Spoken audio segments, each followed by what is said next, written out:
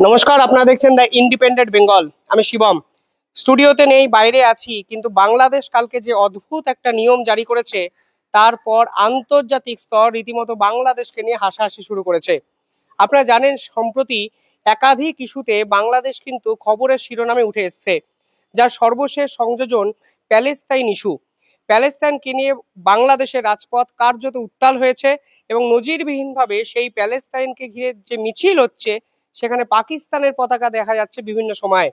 মোহাম্মদ ইউনূস প্রশাসন সব জেনেও চুপ, এবং বোঝাই যাচ্ছে বাংলাদেশের যে পতাকা, সেই পতাকা সরে গিয়ে তাদের এখন পছন্দের পতাকা পাকিস্তানের সেই মৌলবাদী পতাকা। এক্ষেত্রে একটা উদাহরণ আমি দিতে চাই। কিছুদিন আগে বাংলাদেশে চিন্ময় মহাপ্রভুকে গ্রেফতার করা হয়েছিল। তার বিরুদ্ধে প্রধান অভিযোগটাই ছিল তিনি বাংলাদেশের পতাকাকে অবমাননা করেছেন, এবং তার বিরুদ্ধে যে চার্জ দেওয়া হয়েছে তার মধ্যে উল্লেখযোগ্য হলো দেশদ্রোহিতার মামলা। তার অভিযোগ ছিল তার বিরুদ্ধে যে বাংলাদেশের পতাকার উপর তিনি গেরুয়া পতাকা রেখেছিলেন, যা বাংলাদেশের দেশদ্রোহিতার সমান। কিন্তু কালকে বাংলাদেশে যে নজিরবিহীন মিছিল দেখা গেল, সেখানে দেখা যাচ্ছে একাধিক বাংলাদেশের পতাকার উপরে প্যালেস্তাইনের পতাকা। এমনকি আজকে ভারতের সংবাদ মাধ্যম, আন্তর্জাতিক সংবাদ মাধ্যম যে বিষয়ে সব থেকে বেশি বিচলিত হয়েছে, তা হলো সেই মিছিলে একের পর এক পাকিস্তানের পতাকা। ভাবলে অবাক লাগে যে দেশটা রবীন্দ্রনাথ, কাজী নজরুল ইসলাম, যে দেশটার একাধিক মানুষের স্বপ্ন জড়িয়ে আছে, সেই দেশ আজ কমপ্লিটলি মোহাম্মদ ইউনূসের সময় মৌলবাদী এক রাষ্ট্রের দিকে একটু একটু করে এগিয়ে যাচ্ছে। সরকার এটাকে মদদ দিচ্ছে কি দিচ্ছে না, এই প্রশ্ন যখন আন্তর্জাতিক স্তর তুলতে শুরু করেছে, ঠিক তখনই সরকারের পক্ষ থেকে একটা অফিসিয়াল নোটিফিকেশন দেওয়া হয়। সেখানে কি বলা হয়েছে জানেন? সেখানে বলা হয়েছে যদি কোনো বাংলাদেশের নাগরিক এবার ইসরায়েলে যায়, তাহলে তাকে গ্রেফতার করা হবে। বিশ্বে এই প্রথমবারে এই ধরনের নজির কোনো আন্তর্জাতিক রাষ্ট্র দেখালো। এমনকি যে সরকার দেখালো, সেই সরকার কোনো নির্বাচিত সরকার নয়, অন্তর্বর্তীকালীন সরকার, সামরিক শাসন দ্বারা চলা একটা দেশ। তারা এমন অ্যাটিটিউড আন্তর্জাতিক স্তরে করতে শুরু করেছেন যে তারা বাংলাদেশের হত্যা কর্তা বিধাতা। তারা পাসপোর্টের উপরে জলজল করে লিখে দিয়েছেন, এই পাসপোর্টটি ততক্ষণ অবধি ভ্যালিড আছে যতক্ষণ অবধি আপনারা ইসরায়েল না যাবেন। অর্থাৎ সমস্ত দেশে আপনারা যেতে পারেন, কিন্তু বাংলাদেশের নাগরিক হয়ে ইসরায়েলে গেলে আপনাকে জেলে যেতে হবে, পাসপোর্ট বাতিল করা হবে। একবিংশ শতকের প্রেক্ষাপটে এই ধরনের নজিরবিহীন ফতোয়া শুনে কেউ কেউ বলছেন খিলাফত শাসনের দিকে বাংলাদেশ একটু একটু করে চলে যাচ্ছে। সংবিধান কি বলে, আন্তর্জাতিক স্তর কি বলে, আগে বোঝার চেষ্টা করুন। ভারতের সাথে পাকিস্তানের বিভিন্ন ইস্যুতে দ্বৈরথ। ইউনাইটেড নেশনের সিকিউরিটি কাউন্সিলে কিছুদিন আগে কাশ্মীর নিয়ে উত্তাল হলো ভারত পাকিস্তান। কিন্তু আজ অবধি ভারতও এই ধরনের ফতোয়া কিন্তু জারি করেনি, যেখানে তারা বলেছে যদি ভারতের কোনো নাগরিক ট্যুরিজম পারপাসেও পাকিস্তানে যায়, তাহলে তার ভারতের নাগরিকত্ব বাতিল হবে এবং ভারতবর্ষের পাসপোর্ট বাতিল হবে।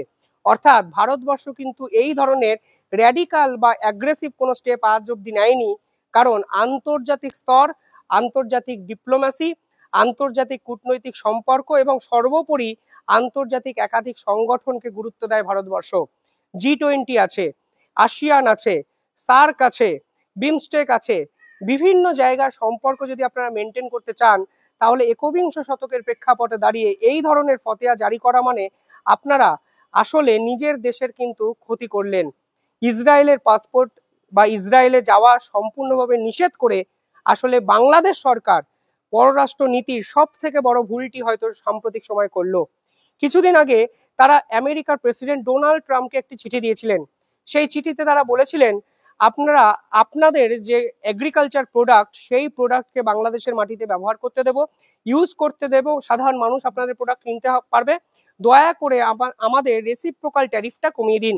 অর্থাৎ আমেরিকার সঙ্গে বন্ধুত্ব করার বিভিন্ন অ্যাঙ্গেল থেকে চেষ্টা মোহাম্মদ ইউনূস সরকার করেছে। কিন্তু ইসরায়েলে গেলে বাংলাদেশের নাগরিকের জেল হবে, এই ফতোয়া শুনে, এই নির্দেশ শুনে আমেরিকা প্রশাসন এবং ডোনাল্ড ট্রাম্প সরকার সত্যিই কি ব্যাপারটা খুব ভালোভাবে নেবে? এটাই কি ধরনের ডিপ্লোমাসি, কোন ধরনের কূটনৈতিক সম্পর্কের উদাহরণ বাংলাদেশ সরকার আন্তর্জাতিক স্তরে রাখতে চাইছে, সেটা ভাবলেই অবাক লাগে। দেখুন, প্যালেস্তাইনকে নিয়ে আমাদের ভারতবর্ষের কাশ্মীরেও যখন নির্বাচন হয়েছিল, তখনও বিভিন্ন সময় মিছিল বেরিয়েছিল, কিন্তু সরকার সেই মিছিল নিয়ে কোনো পরীক্ষিত বা অফিসিয়াল স্টেটমেন্ট দেয়নি। কারণ সরকারের একটা বলার জায়গা থাকে, সেই জায়গাটির নাম জাতিসংঘ। সেখানে বিভিন্ন সময় ভোট ভোট প্রক্রিয়া হয়েছে, ভারতবর্ষ নিজেদের স্ট্যান্ড কিন্তু বলে দিয়েছে। রাশিয়া ইউক্রেন যুদ্ধ, রাশিয়া ইউক্রেনের যুদ্ধের সময় ভারতবর্ষ পরিষ্কারভাবে বলে দিয়েছিল এই যুদ্ধে অবিলম্বে এই যুদ্ধ বন্ধ করতে হবে। কিছুদিন আগে রাশিয়া স্টেটমেন্টে জানিয়েছিল ভারতবর্ষ একমাত্র দেশ যারা এই প্রথমবারে যুদ্ধের সময় যুদ্ধ বন্ধের আহ্বান জানিয়েছিল।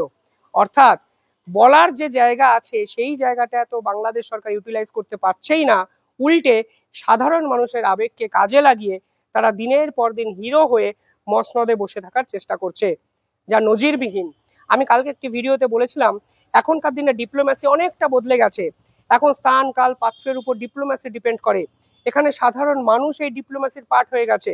সাধারণ মানুষ যেটা চায়, ডিপ্লোম্যাটিক কোনো মানুষকে সেটাকে অগ্রাহ্য করার কোনো জায়গা থাকে না। বাংলাদেশের সাধারণ মানুষ ইসরায়েলের শোরুম ভেবে কেএফসি, ডমিনোজ, বাটার মতো শোরুমকে লুটপাট চালায়, ততক্ষণ অবধি ঠিক ছিল। কিন্তু ইসরায়েলে গেলে বাংলাদেশের নাগরিককে জেলে ঢুকতে হবে, এই নজিরবিহীন ফতেয়া আমার মনে হয় মিডল ইস্টের কোনো দেশ দেওয়ার আগেও অন্তত 4 থেকে 5 বার ভাবতো, যা বাংলাদেশের এই সরকার পররাষ্ট্রনীতি সম্পূর্ণভাবে চুলোয় দিয়ে এই ঘোষণা কালকে করে দিলেন শুধুমাত্র মানুষের ভাবাবেগকে কাজে লাগানোর জন্য। পাশাপাশি বাংলাদেশে যে পয়লা বৈশাখের অনুষ্ঠান হয়েছে, ডেইলি স্টার খবর করেছে সেই অনুষ্ঠান মঞ্চর বিভিন্ন জায়গা নাকি ভাঙচুর করা হয়েছে। মোহাম্মদ ইউনেস কালকে একটি স্টেটমেন্ট দিয়েছেন। আপনারা বোঝার চেষ্টা করুন মোহাম্মদ ইউনেসের স্টেটমেন্টের সঙ্গে কার্যকারিতা ঠিক আকাশ পাতাল কতটা পার্থক্য। মোহাম্মদ ইউনেস কি বলেছেন? মোহাম্মদ ইউনেস বলেছেন সম্প্রীতির বাংলাদেশ গড়তে হবে। এমনকি তিনি পরিষ্কারভাবে বলেছেন বিভিন্ন সময় বাংলা চিরাচরিত ঐতিহ্য পয়লা বৈশাখ বিশেষ স্থান দখল করে আছে। এটি বাঙালির সম্প্রীতির দিন, মহামিলনের দিন।